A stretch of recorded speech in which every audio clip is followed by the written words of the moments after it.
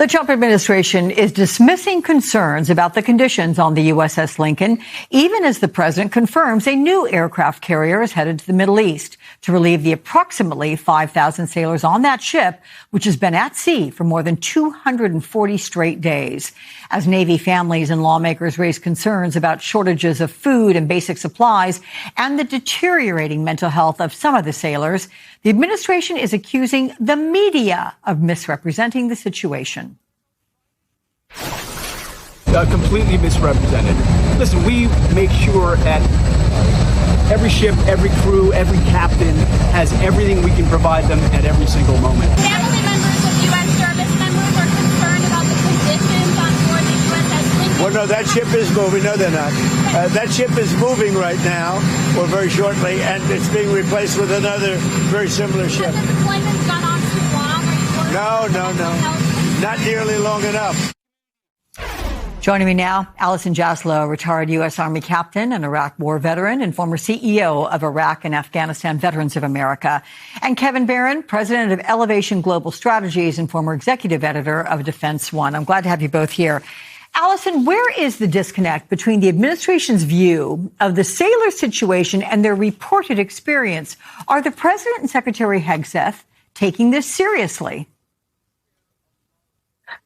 I mean, I think it's for the public to assess whether they're taking it seriously or not. I know that what is being reported is the feelings of family members. They're also relaying, word from their loved ones who are on board the USS Lincoln. And I think, most importantly, there's been a real struggle to have, members of the press both get the access that they need to do quality reporting, both in the Pentagon, but also be embedded with troops abroad. And I think if we had, reporters who could see with their own eyes on the deck of the USS Lincoln right now, we wouldn't have to be, dealing with hearsay and he said, she said between the Secretary of Defense and military families.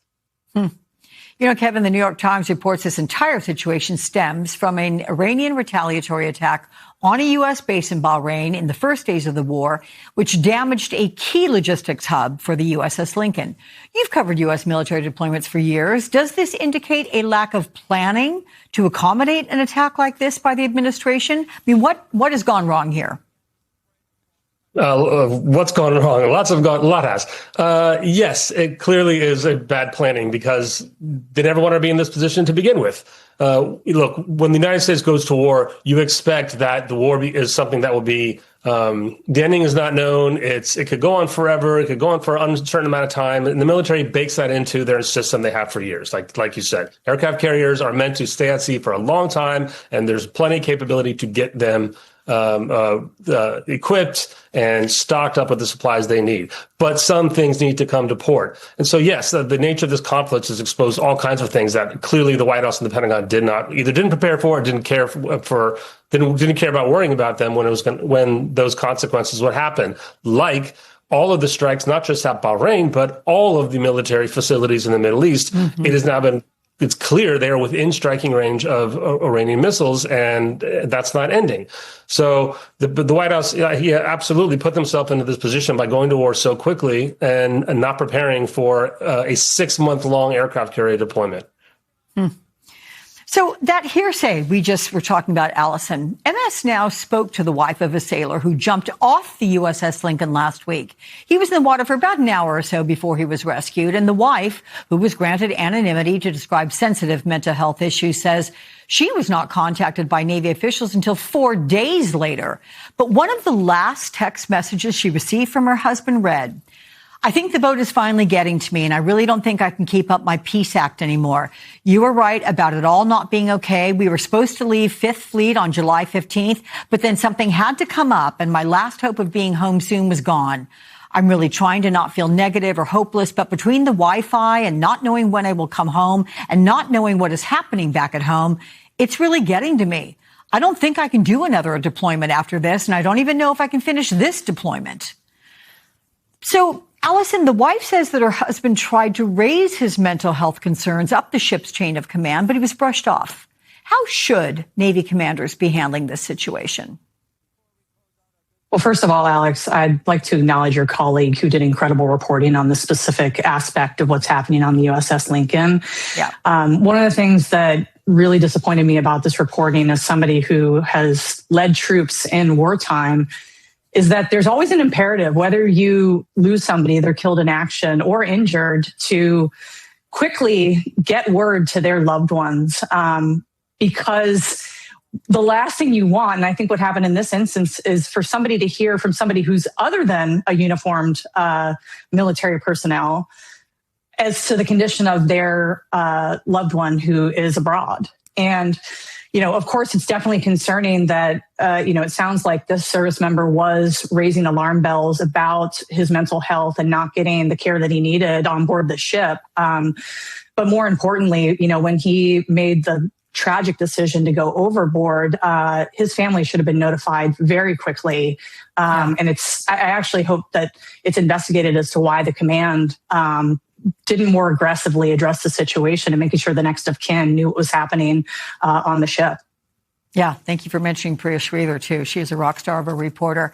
But, Kevin, President Trump's comments about the carrier not being out there nearly long enough, they seem to align with his plans to continue the blockade in the Strait. This from someone who deferred his own military service 5 times and never served. But with the USS Washington heading to the Middle East, can the U.S. ensure that the next round of sailors won't endure similar conditions? Is the U.S. prepared to extend this blockade indefinitely, as Trump suggested this week? Well, there's a lot there. I think a lot of these comments from Trump and Hegseth, I just don't take them seriously. When I've seen the replay many times of Trump making that quip, and I can't tell if he's saying he doesn't think that the troops have been deployed long enough on that ship, or if he just thinks the war hasn't gone on long enough because we got to keep fighting.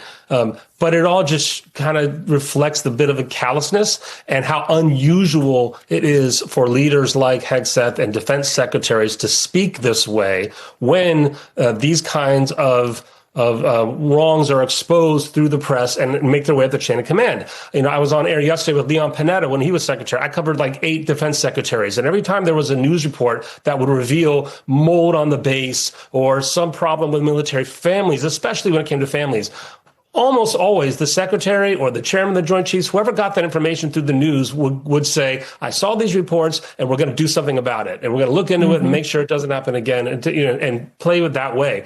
It's not an immediate attack on the press. So it's hard to know how much how much that the leadership, the political leadership like a Hegseth takes this seriously. A Hegseth who was a soldier but was never the manager of a cabinet level department of the U.S. government, has never had to deal with a war like this with this kind of, with these personalities and this kind of extension and uncertain future from the White House.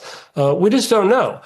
Yes, the war could go on as long as the president of the United States wants it to go on. I think most people look at this war and think that it'll stop the minute that Trump stops fighting back, that the Iranians have a card. They figured out that as long as they don't need every missile in the world or nuclear capabilities to keep this war going. All they need is one drone to hit one ship in the Strait, and now they can poke the bear, Trump, and he's fighting back with even bigger firepower. So we're in this cycle. Until a lot of people think until Trump says, we're not going to fight back anymore, we're going to get out of this and cut his losses or call it wherever he wants, it's just going to keep going on. So we can just hope that the next carrier on its way is better equipped, that the supply chain is ready to go, that they've figured out alternatives, because that strait is going to be closed for a long time. And again, every single one of those bases that has been proven now that the Iranians can hit them with missiles, hit them with drones, they've changed the calculus of the United States forward deployed military in the Middle East for as long as we can tell. Allison, what should members of Congress be asking the DOD as it investigates the situation on the carrier? Who should be held accountable? Well, obviously, there's a lot of questions about how conditions on the carrier are being managed right now. But I think, to one of Kevin's points earlier, this ship, deployed in November. This was a ship that was going out on a typical rotation to sea.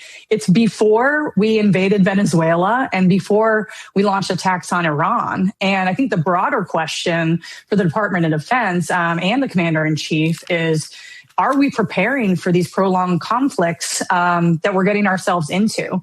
Because I think the cascading effects of not preparing adequately is what you're seeing festering on the USS Lincoln right now. And so obviously, there's a saying in the military, mission first, people always. We always have to take care of our people, which is not just taking care of their mental health, making sure that they're fed well, making sure that they have, what other, care that they need on the ship that they're not getting right now because of logistics issues, but also clarity of mission. And so I think from the top down, from the Pentagon to the USS Lincoln or the George Washington, we need to have oversight from Congress to make sure that what's being managed across the globe not only is being managed well, but also with an eye towards the threats of the future, too. We are actively watching our military force, not just the people, but also our equipment being degraded before our eyes. And we have to be really concerned about what that means about threats in the Pacific, for example. Yeah. Allison Jaslow, Kevin Barron, guys both, thank you so much.